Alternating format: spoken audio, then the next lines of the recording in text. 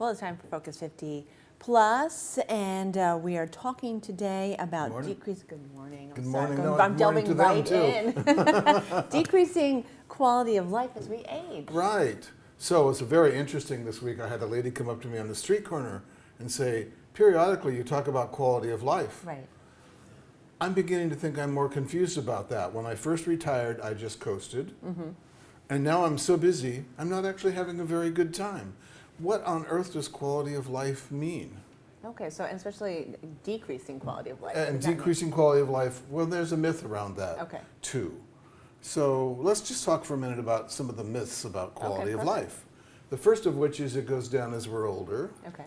The second of which is we don't really have much control or influence over it. And the third myth is we've stepped in this giant herd of people over 50 who are slowly going downhill. I don't think any of that's true. Me either. Thank you. So what are some truths then? So some truths about this are, although we talk about baby boomers, the fact is we're an enormously diverse group. Another truth is we actually have tremendous control as long as we're paying attention to what we can reasonably do.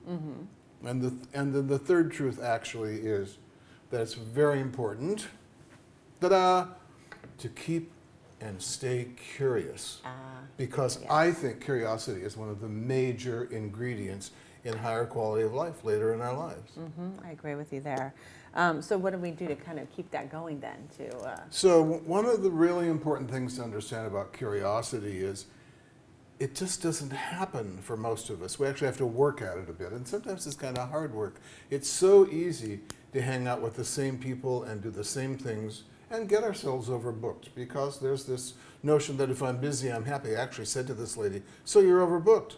Are you happy? Is this a high quality of life? And she said, well, no, which was very inspiring actually because she's like in her late 70s for us to talk about this, this today. So I think one of the major things we have to acknowledge is you have to work at curiosity. And sometimes that means hanging out with not all the same people with the same ideas, but getting exposed to stuff that might make you a little uncomfortable from time to time. You talk about that a lot. I do. We've talked about it before. So yeah, and it is key. I think that is. Absolutely. Yeah.